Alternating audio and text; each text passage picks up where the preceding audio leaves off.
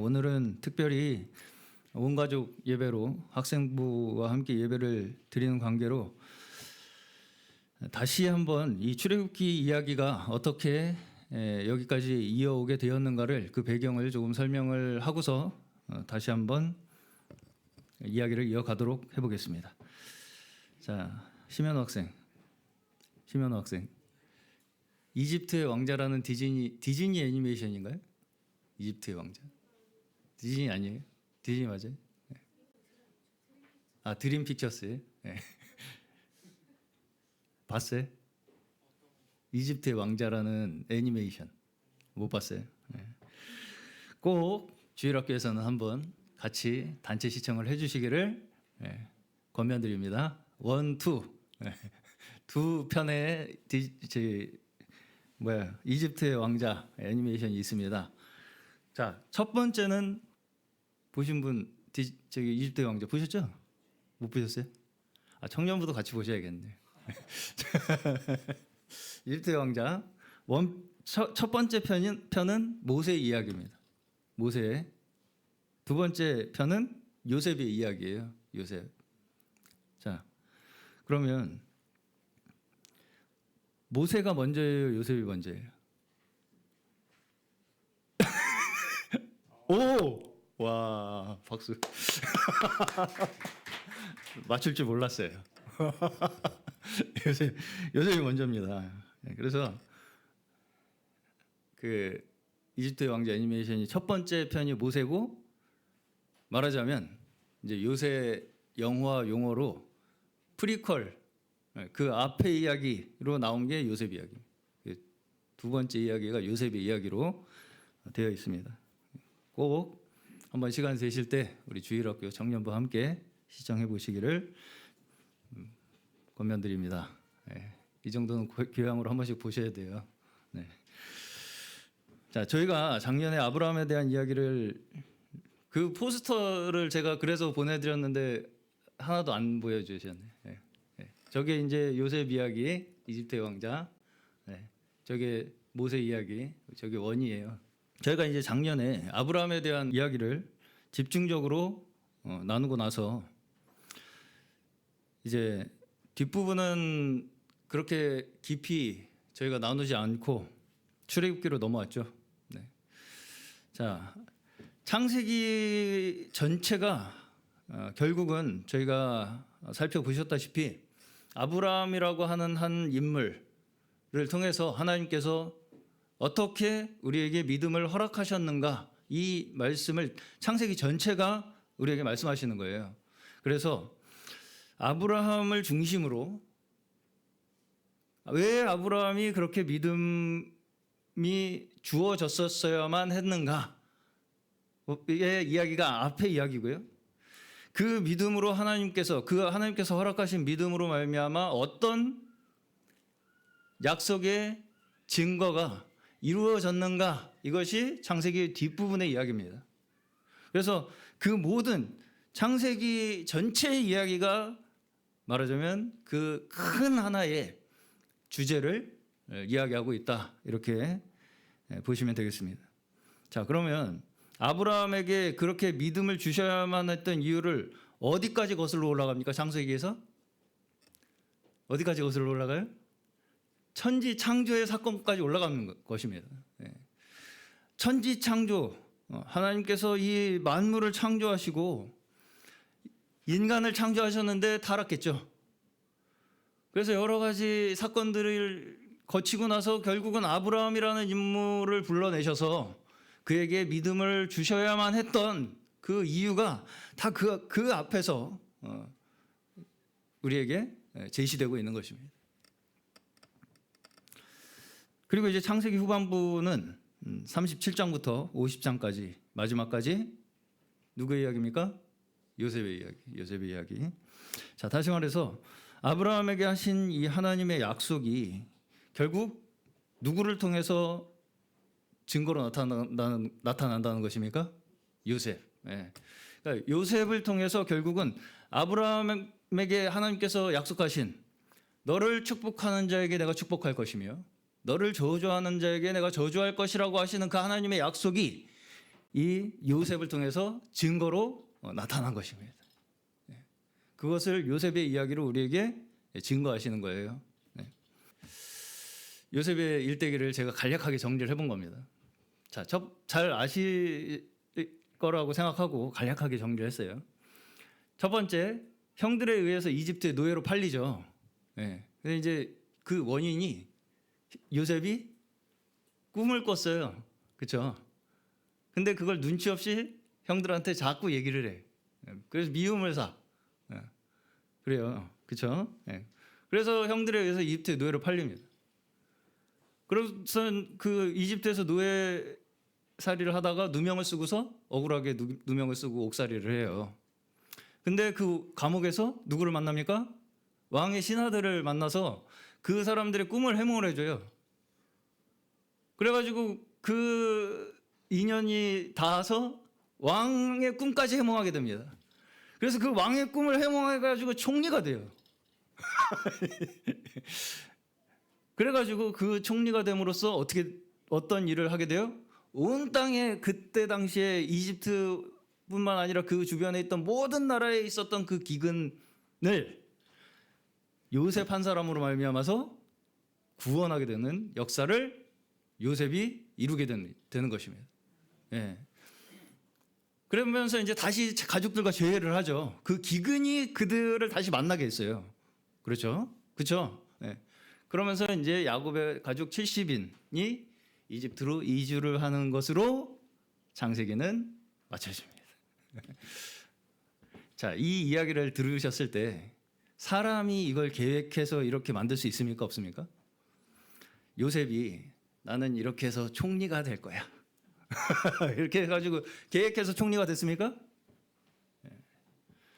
하나님께서 주관하시고 이 역사를 이끌어가지 아니하시면 결코 일어날 수 없는 일입니다. 그렇죠? 여기서 우리는 자꾸 왜 요셉이 총리가 됐을까만 자꾸 고민을 해요. 그래서 요셉처럼 나도 이렇게 해서 총리 돼야지. 나도 성공해야지 이 세상에서. 이걸 찾아내려고 하는데 여기서 말씀하시고자 하는 것은 그 어떤 역경과 고난과 실패와 어려움 속에서도 하나님께서는 끝까지 그분의 일을 행하신다. 그 구원을 이루어 가신다. 이것을 우리에게 말씀하시는 것입니다. 자, 근데 이제 여기까지 참 너무 좋아요. 아름답게 마쳤어요. 70인이 다 이집트로 이주를 해서 오래오래 행복하게 살았으면 참 좋겠는데 이 이야기는 거기서 끝나지 않고 어디로 넘어와요? 출애굽기로 넘어옵니다. 출애굽기로 넘어와요. 그래서 이제 출애굽기는 요셉의 가족 70명이 이집트로 이주해 온 지 400년이 흐른 시점에서 시작을 합니다. 출애굽기는. 그래서 이제 400년 동안 그 70명이 몇 명으로 불어나느냐? 200만 명으로 불어나. 약 200만 명. 그리고 이제 이 출애굽기 1장을 보시면 이집트는 요셉을 잊어버렸다 이런 말씀이 나와요. 요셉을 잃어버렸다, 잊어버렸어요. 그들의 기억 속에서 요셉이 사라졌어. 어떤 사람이 요셉이 어떤 사람이에요? 자기들을 구원해 준 사람이잖아요. 그렇죠? 지금 이집트가 그나마 지금 그렇게 먹고 살 수 있는 건 요셉이 있었기 때문이죠. 그렇죠? 근데 잊어버렸죠. 거기다가 자기들을 구원해 줬던 그 이스라엘 민족들이 번성하는 게 어떻게 돼요? 불편해지기 시작. 기분이 나빠요. 이제. 자기들 때문에 그 사람의 조상 요셉 때문에 자기들이 먹고 살 수 있게 되었으면서 그 자기들을 구원해 준 그 사람들의 자손들이 번성하는 게 싫어. 기분 나빠. 불편해. 그렇죠? 자, 요셉이 그렇게 이집트와 그 지방에 있었던 많은 백성들을 구원할 수 있었던 이유가 무엇이었습니까? 요셉이 꿈 해몽을 잘해서예요? 요셉이 꿈의 몽을 아주 그냥 기깔나게 해갖고 그래가지고 구원했습니까? 요셉이 마지막에 고백한 대로 하나님께서 악을 선으로 바꾸사, 하나님께서 악을 선으로 바꾸사 나로 하여금 많은 백성의 생명을 구원하게 하셨다. 하나님께서 악을 선으로 바꾸셔서 많은 백성들의 생명을 구원하고자 하셨기 때문에 요셉이 그 많은 사람들을 구원할 수 있는 일을 하게 된 것입니다. 절대로 이것이 사람의 의도와 계획으로 만들어질 수 있는 것이 아니죠? 아닙니다. 이 역사를 쓰고 주관하시는 그 하나님을 우리는 절대로 흉내낼 수가 없습니다. 그렇죠? 네. 그런데 사람은 어떻다는 거예요? 이 하나님의 크신 역사와 그 은혜를 잊어버린다. 잊어버려. 왜 잊어버리겠습니까? 그 하나님의 베푸신 은혜가 마치 점점 시간이 가면 갈수록 어떻게 느껴지냐면 내가 잘나서 그렇게 지금 잘 먹고 잘 사는 걸로 생각하기 때문이에요. 시간이 가면 갈수록 사람은 지금 내가 이렇게 먹고 사는 게 다 내가 잘나서야, 내가 잘해서야, 이렇게 생각하다 보니까 어떻게 돼요? 점점 그 마음속에선 뭐가 사라집니까?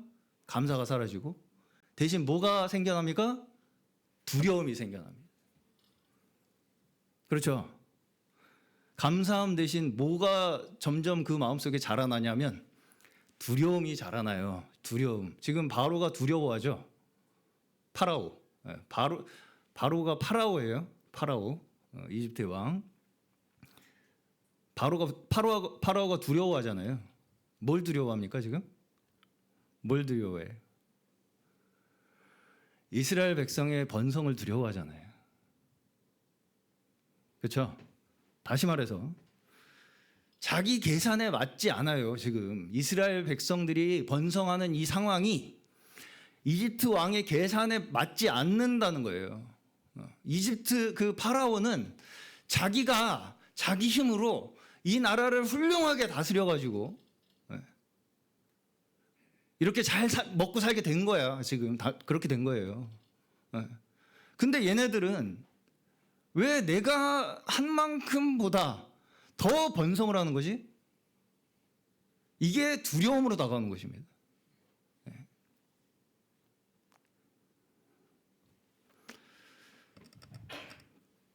그리고 그 두려움을 파라오는 뭘로 해소하려고 해요? 지금? 이스라엘 백성을 학대하는 거예요. 그들의 노동력을 착취하는 걸로. 그래서 여기 이제 보시면 이스라엘 민족이 뭘 건축하는데 지금 동원이 되고 있어요? 이스라엘 민족이 뭘 건축하는데 동원이 되고 있다고 성경에서 기록을 하고 있냐면 11절 보시면요. 그들에게 무거운 짐을 지어 괴롭게 하여 그들에게 바로를 위하여 국고성, 그렇죠? 국고성 비돔과 라암셋을 건축하게 했다. 이렇게 나오죠. 국고성이 무엇입니까? 국고성. 곡식 저장 창고죠. 처음에 이집트의 곡식 저장 창고 지은 사람 누군지 아세요? 요셉이에요. 그렇죠? 네. 처음에 요셉이 이집트의 기근을 해결하기 위해서 곡식 저장 창고 정책을 펼쳤습니다. 그래가지고 많은 사람이 구원을 받게 된 거예요. 근데 지금 이 이집트, 이 파라오는 자기들을 구원해줬던 그 요셉의 정책이 뭐라고 생각하는 거예요 지금? 내가 잘해서, 내가 잘나가지고, 내가 이렇게 훌륭해가지고 이렇게 지금 우리가 이만큼 먹고 살게 됐다라고 생각하고 거기에 누구를 동원하고 있어요? 이스라엘 사람들을 동원해서 학대하는 용으로 그 말하자면 하나님의 축복을, 구원을 저주로 바꾸고 있다는 것입니다. 그렇죠? 자, 여기서 이제 우리가 한 가지 생각해 볼 것이 무엇이냐면, 이스라엘 민족이 이집트로부터 학대를 당하잖아요. 차별을 당하잖아요. 그 차별을 당하는 이유가 그들이 이스라엘 민족이 먼저 이집트 사람을 차별했습니까? 이집트 사람한테 우리는 하나님이 선택하신 민족이야, 가까이 오지 마, 니들이랑 우리는 달라, 너희들 같이 천박한 민족들하고는 안 놀 거야. 그래가지고 지금 이집트가 이스라엘을 차별하고 있어요? 그렇지 않죠. 그렇지 않습니다. 지금 이스라엘 민족이 차별받는 이유는 오직 이스라엘이 너무 번성하고 있었기 때문입니다. 그렇죠? 네. 자, 다시 말해서 하나님께서 그들에게 주신 그 생명의 축복이, 그 축복이 세상에는 어떻게 느껴진다는 거예요? 위협으로, 두려움으로 느껴진다는 것이죠. 자, 여기 보시면 이스라엘은 생명의 축복을 받았죠. 이집트는 어때요? 사람의 능력을 의지하죠. 이스라엘은 그 생명의 축복으로 말미암아 생육하고 번성을 하게 됩니다. 근데 이집트는 사람의 능력을 의지하다 보니까 어떻게 돼요? 그 결과로 생명의 축복이 자신들에게 위협이 되고 두려움이 된다는 거죠. 자, 말씀 한 구절, 신약 성경 요한복음 15장 16절에서 19절까지 말씀 잠시 보겠습니다. 너희가 나를 택한 것이 아니요 내가 너희를 택하여 세웠나니 이는 너희로 가서 열매를 맺게 하고 또 너희 열매가 항상 있게 하여 내 이름으로 아버지께 무엇을 구하든지 다 받게 하려 함이라. 내가 이것을 너희에게 명함은 너희로 서로 사랑하게 하려 함이라. 세상이 너희를 미워하면 너희보다 먼저 나를 미워한 줄을 알라. 너희가 세상에 속하였으면 세상이 자기의 것을 사랑할 것이나 너희는 세상에 속한 자가 아니요 도리어 내가 너희를 세상에서 택하였기 때문에 세상이 너희를 미워하느니라. 아멘. 자, 우리가 생명의 열매를 맺는 이유가 뭐라고 말씀을 하고 있습니까? 내가 열매를 맺기 위해서 열심히 노력을 해가지고 생명의 열매를 맺는다고 말씀하십니까? 그렇지 않죠. 내가 다른 사람보다 열심히 더 신앙이 좋아가지고 생명의 열매를 맺는다고 말씀하십니까? 그렇지 않죠. 내가 다른 사람보다 특별한 사람이라서 생명의 열매를 맺는다고 말씀하십니까? 그렇지 않습니다. 오직 우리가 생명의 열매를 맺는 원인이 무엇이냐면 하나님께서 우리를 택하셨기 때문이라는 것입니다. 그 외에 다른 이유가 없어요. 우리가 생명의 열매를 맺는 이유는 하나님께서 우리를 택하셨기 때문이에요. 예. 우리가 하나님을 먼저 택해서 내 힘으로 그 생명의 열매를 맺는 것이 아니라 하나님께서 우리를 택하셔서 우리에게 열매를 맺게 하신다는 것입니다. 네. 어떻게 해요? 서로 사랑하도록 하셔서. 그렇죠? 네. 그런데 이 생명의 축복이 세상에서는 어떻게 나타난다는 것입니까? 지금 세상이 우리를 미워하는 것으로 나타난대요. 그렇죠? 네. 이 생명의 축복의 열매를 맺는 자들을 세상에서는 어떻게 한다고요? 미워한대요. 네. 자, 출애굽기 1장에서 이집트 왕이 얼마나 생명의 축복을 미워하는지 이제부터 나옵니다. 이제부터 나와요. 너무너무 미워서 노동의 강도를 계속 올려갑니다. 그렇죠? 더 학대를 강하게 해. 그런데 그게 효과가 있습니까? 효과가 없죠. 더 번성해. 막 고생을 하면 할수록 더 번성을 해. 그렇죠? 네. 막 폭정을 하면 할수록 이 생명은 더 번성을 한다고요. 그렇죠? 네. 우리 그리스도인들의 이 믿음의 생명은 그 어떤 어려움과 그 어떤 환경 속에서도 결코 죽지 않습니다. 생명은 그 죽음의 세력을 뚫고 올라가는 게 생명이에요. 네. 믿으시기를 축원합니다. 네. 그러자 이제 어떻게 해요? 결국은 태어나는 아이들을 직접 죽이라고 하는 명령을 내립니다. 그렇죠. 파라오가. 이게 아무리 막 고생을 시켜도 소용이 없자 이제 죽여라, 그냥 죽여. 태어나는 족족 갖다 버려라, 그냥. 예. 자, 여기 이제 오늘 말씀에서는 두 사람의 대조가 있습니다. 제가 오늘 말씀 제목에서도 그 대조를 제목으로 정했습니다. 파라오와 산파, 그렇죠? 파라오와 산파의 두 사람의 대조가 오늘의 말씀의 이 주제예요. 자, 둘의 공통점이 무엇이라는 거예요? 오늘 제목에서 두려움. 파라오 두려워하죠. 파라오 두려워하죠. 여기서 산파도 뭐라 그래요?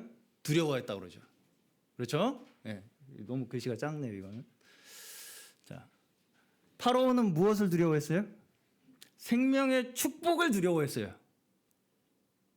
생명의 축복을 받는 그 이스라엘 민족을 두려워했다고요.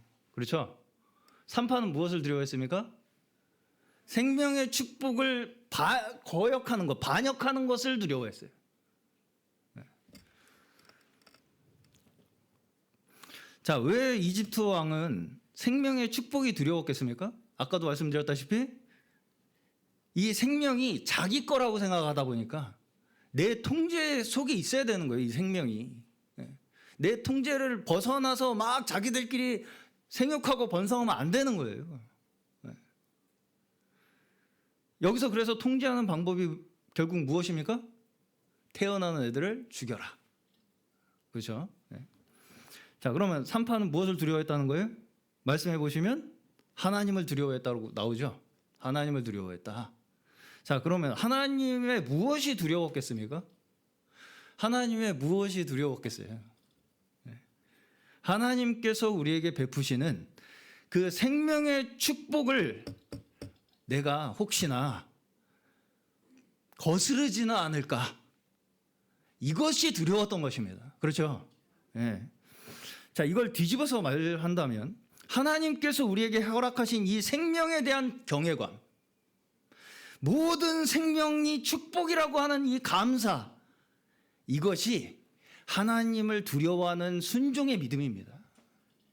다시 우리에게 하나님께서 허락하신 이 모든 귀한 생명들이 다 하나님께서 우리에게 은혜로 주신 선물이라는 것, 그 믿음이 하나님에 대한 경외함과 두려워하는 순종의 믿음입니다.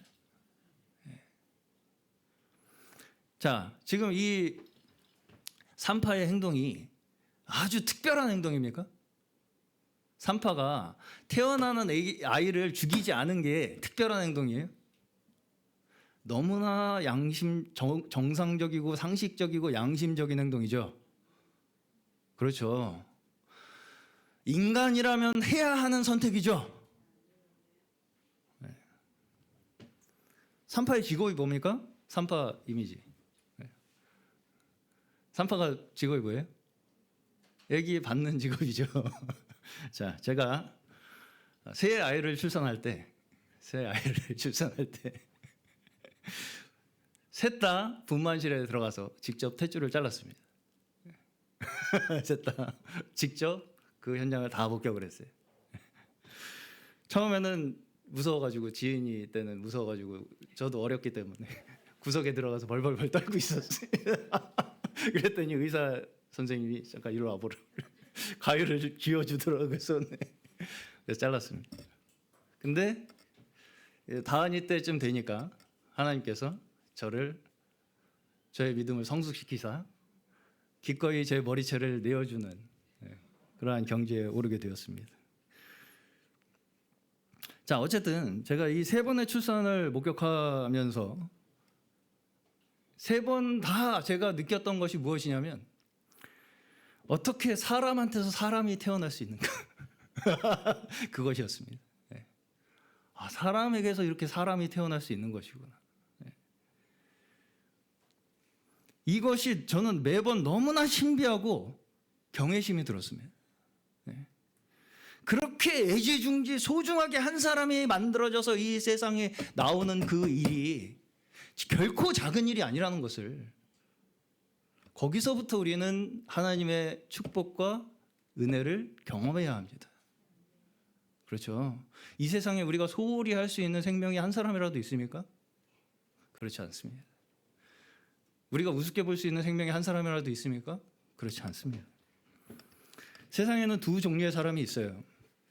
한 사람은 다른 사람을 내 소유물이나 내 이용물 정도로 생각하는 사람입니다. 그러면 그런 사람은 어떤 특징을 가지게 되느냐? 내 목숨을 얻기 위해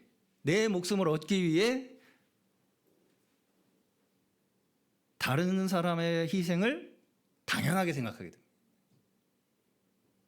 그러면서 늘 내 목숨이 어떻게 될까 두려움에 떨고 살게 됩니다. 그렇죠?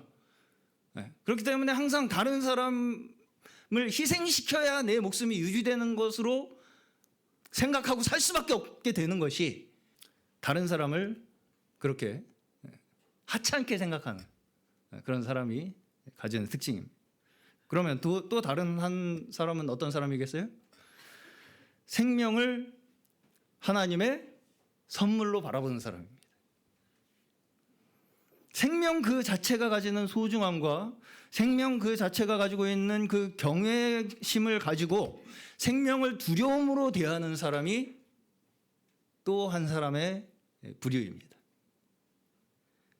이런 사람의 특징은 어떻겠습니까? 늘 서로에 대해서 어떻게 되겠어요? 귀하게 여기고 내 몸같이 사랑하게 되고, 그렇죠. 그의 생명을 위해서 내가 기꺼이 한 알의 밀이 되어서 자기 목숨을 아끼지 않는 삶을 살게 되는 것이 생명을 축복으로 바라보는 사람의 삶입니다. 당연히 그렇겠죠. 네. 자, 여기에 보시면 이제 오늘 말씀에 두 가지 명령이 있죠. 하나는 파라오가 내리는 죽음의 명령. 그렇죠. 하나는 파라오가 내리는 죽음의 명령. 그리고 하나는 하나님께서 주시는 생명의 명령. 있죠?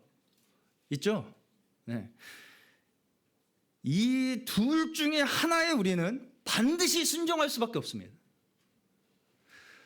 파라오가 내리는, 세상이 내리는 죽음의 명령과 하나님께서 우리에게 내리시는 생명의 생육하고 번성하라는 그 명령, 그 둘 중에 하나에 우리는 반드시 순종할 수밖에 없는 자들이 우리라고요. 네. 자, 여기 보시면 3파는 바로의 명령을 어떻게 해요? 어기죠. 네, 따르지 않죠. 네. 그러면서 이제 바로에게 거짓말을 합니다. 그렇죠. 네. 자기가 이미 갔더니 애가 나왔더라. 그래서 어떻게 할 수가 없더라. 자, 거짓말은 그러면 나쁜 거니까 애들을 다 죽이는 게 옳습니까? 어때요? 그렇지 않죠. 네. 자, 아무리 권세자가 하는 명령이라 하더라도 인간의 보편적 양심을 뛰어넘을 수 있습니까? 없습니까? 없다는 얘기입니다.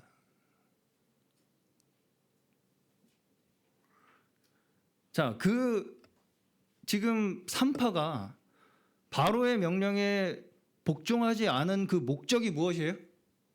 자기 목숨을 얻고자 하는 거예요? 다른 목숨을 살리고자 하는 거예요? 다른 목숨을 살리고자 하는 거죠. 그걸 위해서 자기의 목숨을 버릴 감수를 하고 있죠. 바로의 명령을 어기지 않았을 시에 자기에게 올 수 있는 생명의 위협을 감수를 하고 다른 사람의 목숨을 살리기 위해서 그 목숨을 걸고 있죠. 그렇죠. 네. 자, 마지막으로 마태복음 12장 10절 14절 읽고 마치겠습니다. 한쪽 손 마른 사람이 있는지라 사람들이 예수를 고발하여 하려 하여 물어 이르되 안식일에 병 고치는 것이 옳으니까 예수께서 이르시되 너희 중에 어떤 사람이 양 한 마리가 있어 안식일에 구덩이에 빠졌으면 끌어내지 않겠느냐. 사람이 양보다 얼마나 더 귀하냐. 그러므로 안식일에 선을 행하는 것이 옳으니라 하시고 이에 그 사람에게 이르되 손을 내밀라 하시니 그가 내밀매 다른 손과 같이 회복되어 성하더라. 바리새인들이 나가서 어떻게 하여 예수를 죽일까 의논하거들. 예, 그렇죠. 자, 여기 보시면 예수님께서 안식일에 병자를 고치시니까 바리새인들이 어떻게 해요? 왜 안식일에 병 고칩니까? 이렇게 정죄를 하죠. 그렇죠. 예. 그러니까 예수님이 뭐라고 말씀하십니까? 안식일에 니네들이 만약에 안식일에 니네들 양이 빠져 있으면 구하겠냐 안 구하겠냐 그렇게 물어보시죠. 네. 그러면서 이제 사람이 양보다 귀하지 않냐 이렇게 반문을 하십니다. 그렇죠. 자, 그렇다는 것은 지금 이 사람들이 사람보다 양이 귀하다고 생각하고 있었던 것입니까? 양보다 사람이 귀하다고 생각하고 있었던 것입니까? 이 사람들은 지금 양이 재산이에요. 그렇죠. 사람은 필요가 없어. 사람을 구할 필요는 없어. 내 재산을 지금 구하는 게 급선무야. 그런 관점을 가지고 있는 사람들에게 예수님은 생명의 관점으로 그들의 눈을 돌리시는 것입니다. 양을 니네들이 구한다고 했을 때 양보다 사람이 훨씬 더 귀하지 않느냐. 당연한 얘기죠. 당연한 얘기죠. 근데 그 사람들의 머리는 지금 어떻게 됐어요? 정신이 나가 있죠. 눈앞에 돈 때문에. 그렇죠. 내 이익 때문에. 사람의 생명 따위는 안중에도 없게 되는 것입니다. 그러자 그들이 즉시 나타낸 반응이 뭡니까? 어떻게 예수를 죽여야 할 것인가? 세상은 끝까지 뭘 궁리합니까? 어떻게 내 이득을 위해서 다른 사람을 죽일 것인가? 이것을 궁리하는 것이 세상입니다. 자, 말하자면 그들이 생각하는 안식은 뭐예요? 내가 어떻게 하면 잘 먹고 잘 살까가 그들의 안식이에요. 그렇죠? 그들이 생각하는 지금 안식일은 내가 어떻게 하면 잘 먹고 잘 쉴까가 안식이라고요. 그러면 진정한 안식은 무엇입니까? 우리 모두가 다 나음을 얻는 것이 안식이죠. 우리 모두가 함께 나음을 얻어 기쁨과 평안을 누리는 것이 안식이죠. 이걸 믿으시기를 축원합니다. 네. 안식일은 우리를 참 안식으로, 우리 모두를 참 안식으로 인도하시는 하나님을 기억하기 위해 있는 것이 안식일이지, 너 혼자 잘 먹고 잘 살아라고 주신 것이 안식일이 아닙니다. 아니에요. 그렇죠. 네. 자, 이집트 왕은 생명을 어떻게 통제합니까? 나오는 애를 죽여서. 그렇죠. 나오는 애를 죽여서 생명을 통제하죠, 지금. 그러면 산파는 어떻게 해요? 하나님의 축복으로 주신 그 생명을 어떻게 해요? 바라보죠. 그냥 놔두죠. 태어나는 대로. 바로는 태어나는 애를 기다렸다가 죽여. 산파는 태어나는 그 장면을 하나님의 선물과 축복과 경외함으로 바라봐. 우리 믿는 이들이 그런 자들인 줄로 믿습니다. 우리의 힘으로 열매를 맺고 생명을 만들어내는 자들이 아니에요. 우리가 생명을 통제할 수 있지 않습니다. 하나님께서 우리에게 축복을 하심으로 말미암아, 우리를 택하심으로 말미암아 우리가 열매를 맺게 되는 거예요. 네. 교회와 세상 둘 다 생명이 나오기만을 기다립니다. 이게 계시록에서도 나와요. 애가 나오기만을 기다려. 둘 다. 사탄과 교회가 둘 다 기다려요. 근데 사탄은 어떻게 해요? 왜 기다려요? 나오면 죽이려고.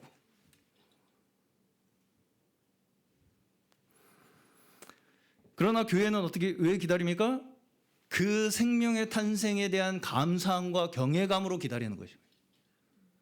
그것이 우리의 소망이기 기다리는 거예요.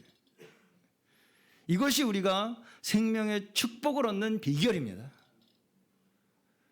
이것으로 산파가 자기 집안이 생명의 축복을 얻었죠. 이 믿음으로. 네. 우리는 생명의 축복을 보며 감사하고 그 축복에 순종하는 자들입니다. 네. 우리 모두에게 허락하신 이 생명을 축복으로 순종하시는 저희 모두 되시기를 축원합니다. 네. 올해 교회 표어가 무엇입니까? 순종과 축복이죠. 네.